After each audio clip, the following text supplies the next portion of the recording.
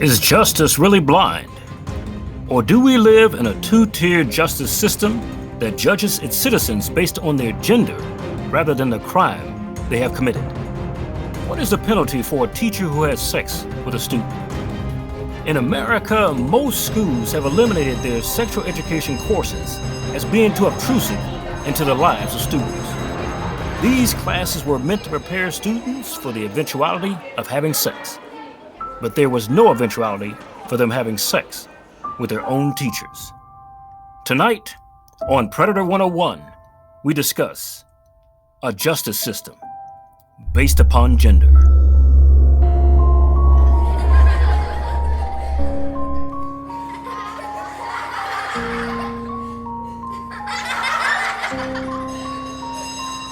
We hire teachers to mold our children's minds and to keep the relationship with them above the belt and purely platonic.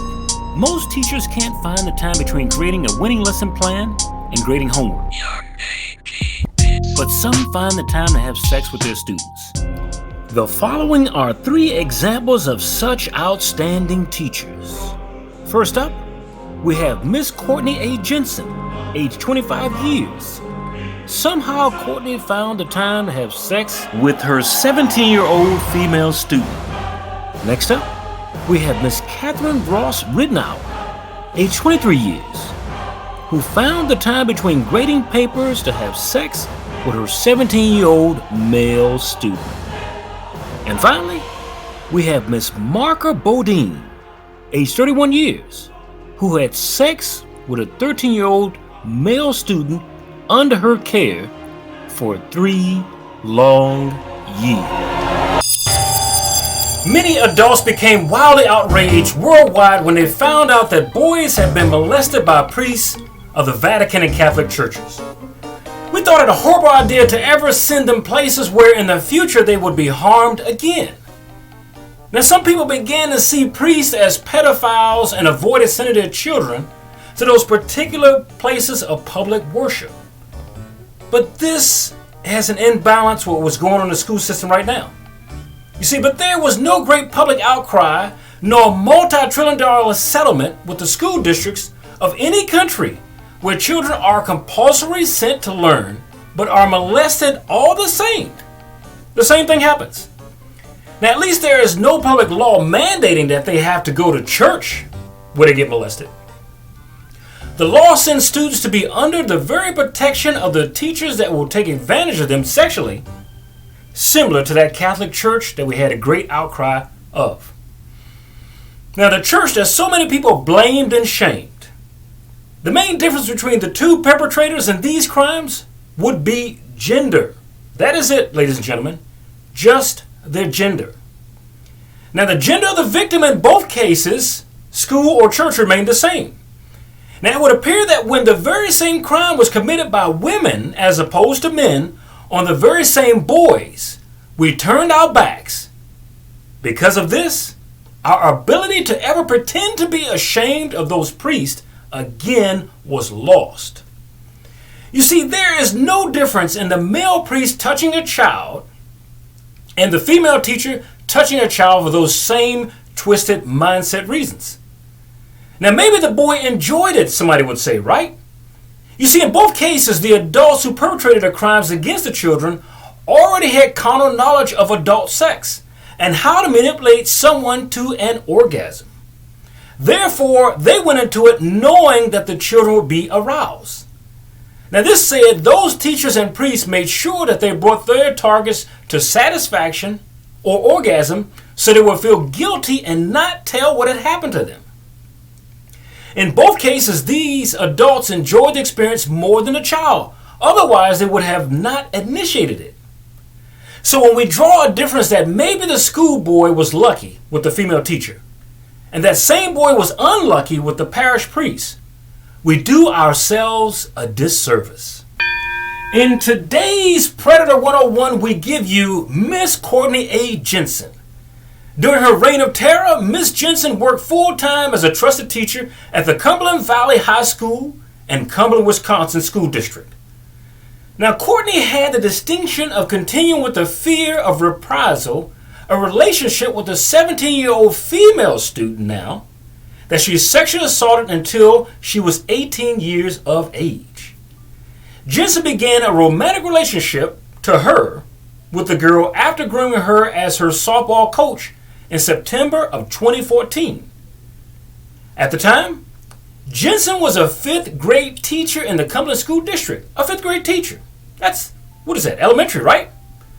Now, reports were bandied about that the softball coach and teacher had been behaving inappropriately with one of her female students.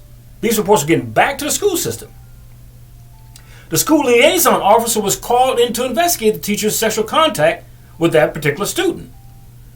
When she was questioned, Jensen admitted that she and the girl began with kissing and then hugging and started having sex in February of that same year. She had groomed that young lady. Initially during prosecution, as part of Jensen's $5,000 signature bond, she was not to have contact with the girl. But did that take place? Judge James Babler removed that restriction about a month later at Jensen's attorney's Harless made that request. Should not be. They should always be left away from the children, right? Now, at the case sentencing, Jensen's mother, Pamela, and Cumberland School District media specialist, Jennifer Snowbank, they spoke for her. They spoke of Jensen's reputable character. Pamela said her daughter wanted to be a teacher since she was a child and worked hard to reach that goal. Unfortunately, her goal was not to sleep with a student since she was a child, and she reached that goal as well. Now, Snowbank said Jensen had made a huge mistake, and it shouldn't be used to define her. Prosecutors for the state, Bernanke, recommended 6 months in jail on a charge that would have netted Jensen many years in prison, which the men before her achieved that many years in prison for the same thing. She said the character of Jensen, was, who had no criminal history, was an important factor in the plea agreement. She argued for jail, saying Jensen's egregious actions called for it. Now, Beranek said a psychiatrist's report furnished by the defense stated that Jensen used rationalizations and justifications to explain behavior, and it indicated that she didn't fully appreciate the gravity of the offense. Why? Saying, now stop me if you heard this before, saying that the student wanted it and liked it. You spoke for a child. Now, this was sexual exploitation and no less serious because it was 2 females, Attorney Beranek said. But Jensen's attorney, Hollis, recommended probation with community service. Now, if you rape a child, probation with community service. That sounds about reasonable. Now, she also spoke on behalf of Jensen's character, how remorseful she was, and how she sought counseling on her own. She said Jensen is now employed in human resources and is accepted to a paralegal program in Eau Claire this spring. Now, Hollis asked Judge Babler to expunge the conviction, which meant removing it from her record after she completed probation and its condition. So now we need to expunge rape from somebody's record, unless you're a male. But Prosecutor Beranek said, argued against expulsion. He said it would destroy the paper trail. Jensen, who looked distraught and cried during most of that hearing, she felt ashamed of her unprofessional actions, she said. She apologized to all who had been negatively affected. She says, I am ready to handle any consequence I have to face for my actions. Now, this is what she told the Judge Babler in the case. The judge said he'd read the many letters of support from Jensen's family and friends. He said he also read a psychiatrist's report. Stated that Jensen said she'd gotten into a relationship with the girl because she was afraid if she hadn't done that, ladies and gentlemen, she'd lost her. There's not enough adults in your neighborhood for you to get in a relationship with without losing them. He said you made a selfish and illegal choice. He said there was no gray area in the matter. The number one rule for teachers is that they are not to have romantic/sexual relationships with students, he said. The end. He said the girl was not emotionally mature enough to be in a relationship with someone. She looked up to you, the judge said. This isn't about consent, but power and trust, he said. Babel pointed out that the issue was not about a woman having sex with a woman, but of a teacher who held power and authority over a child. That's what it comes to, plain and simple, whether you're male or female. Having a romantic and sexual relationship with a student. Now, Babler ruled against expungement. No way he wasn't going to do it. Not wipe the record clean just for this one incident. Saying keeping the conviction on the record protected the public and people had a right to know of Jensen's background if she reapplied for her teaching license. Now, following the hearing, Reverend John Miles, pastor of St. Paul's Lutheran Church in Cumberland, was asked for a comment on the sentencing. He said, "I think a great injustice has been done today. The state has felony charges for a reason for these type of cases.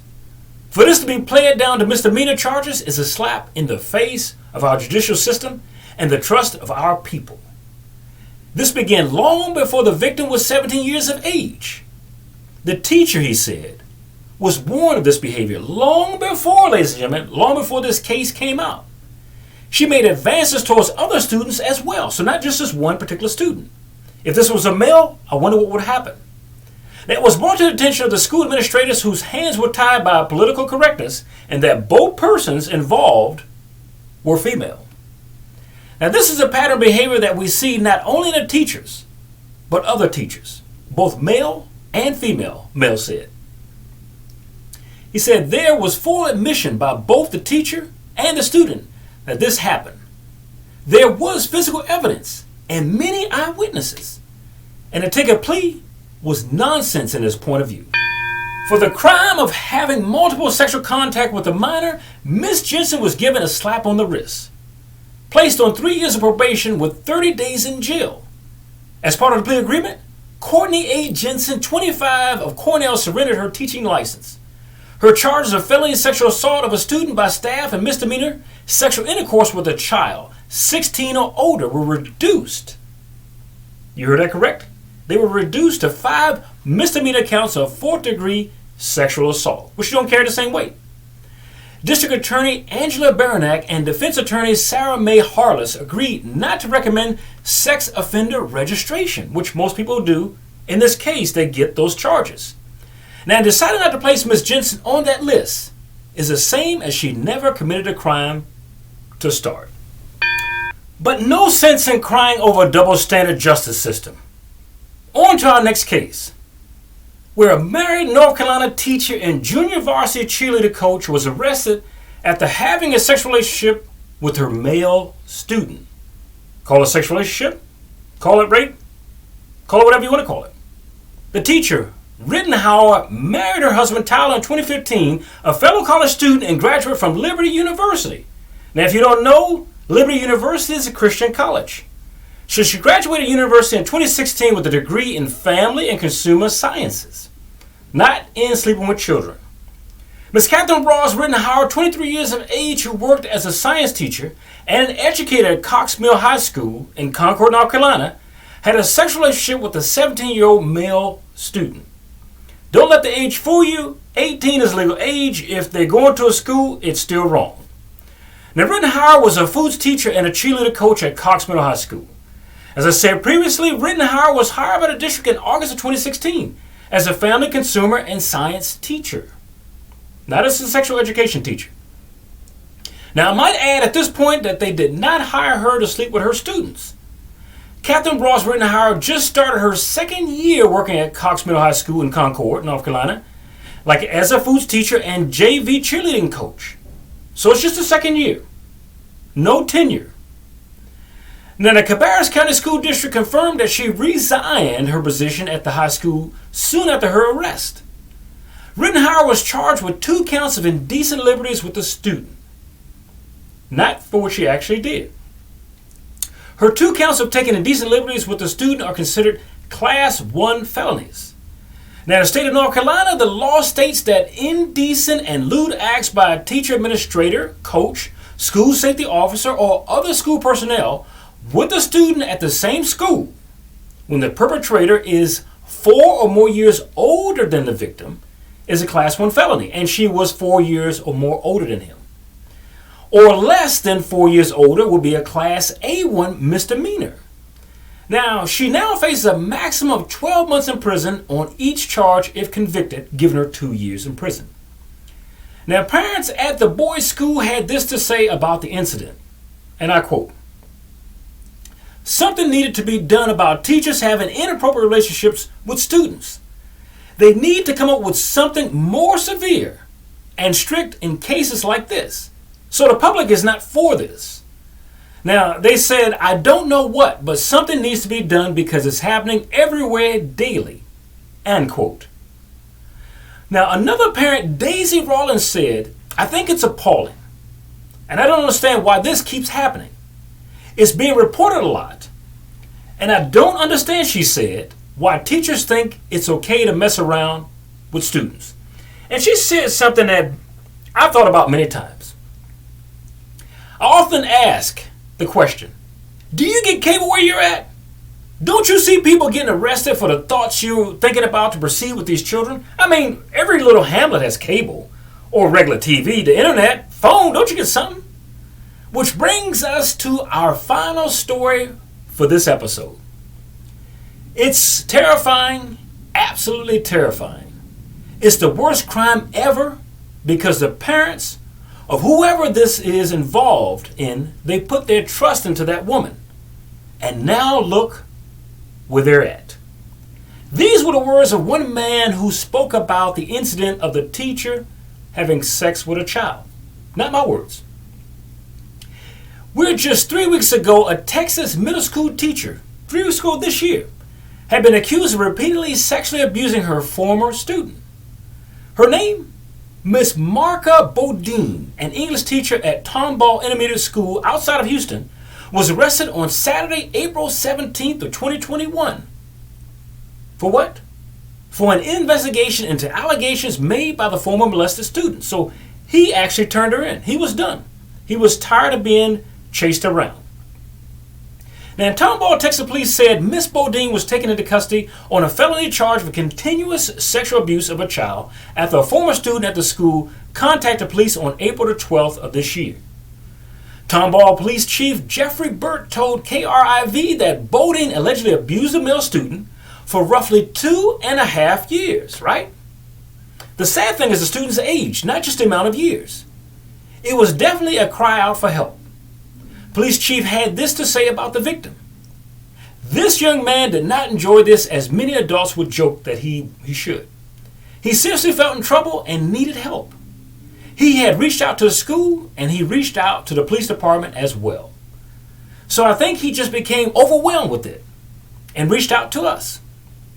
And you know it goes a long way when a young man can reach out to the police department for help. Miss Bodine, the teacher in question, made her initial court appearance shortly after her arrest. She told police a big fat lie about the boy to save herself. In a lot of these cases, the women will throw the child under the bus. She said that one of her former 6th grade students, being him, had been harassing her and threatened to harm himself. Now, this is according to court documents. But investigators, they weren't silly like her. Investigators alleged Bodine had a 3-year sexual relationship with the same boy who is now 16, ladies and gentlemen, 16. Court documents indicate that she admitted to sex acts with the victim starting in 2018. He had just turned 13 and continued to have them even after he moved. Amazing, right? It does appear that this is one of those cases where grooming of a child was involved. In other words, getting the person or the child to feel trusted initially. Now, Officer Burt said, "Our big concern from the police department right now is to ensure that we have all the evidence on this case, but to ensure that there's no other children involved. Are there any other children out there in this particular case?" Now, Bodine also confessed to sending the boy dozens of explicit photos and videos of herself. District officials, meanwhile, said they immediately placed Bodine on administrative leave upon being notified of the criminal investigation complaint against her. She later resigned and is no longer employed by the Tomball ISD School District. The former student alleged that Bodine first approached him by playing video games. In a lot of these cases, they do. They approach him in childlike ways. So she approached him with video games before she began texting him. The two had sex not long after the boy turned 13 in her classroom and in her car. And it's unclear how old the former student was on those occasions or what year Bodine approached the student. But the relationship continued for 3 long years. And Bodine allegedly moved into the former student's apartment complex after she divorced her own husband. Now, Bodine allegedly admitted to sending the former student sexually explicit images and videos along with having sexual relationships. Of course you have to, because it was plain out there to see. She could no longer hide it. She was booked into Harris County Jail and was released on $100,000 bail. Now, Vincent Coulter, a parent of a student at the school, had this to say about that particular incident, because he always asked the parents around the school. He said, "It's terrifying, absolutely terrifying." A parent told Houston, "It's the worst crime ever because the parents of whoever this is involved, they put their trust into that woman, and now look where they're at." This is exactly the statement I told you at the beginning of the story. Once you put your trust in someone, like the teacher, like the Vatican, like the Catholic Church, that we blamed that time, look at what happened. Change the gender does not change the crime, should not change the punishment. For Predator 101, this is Charles. Thank you for joining us.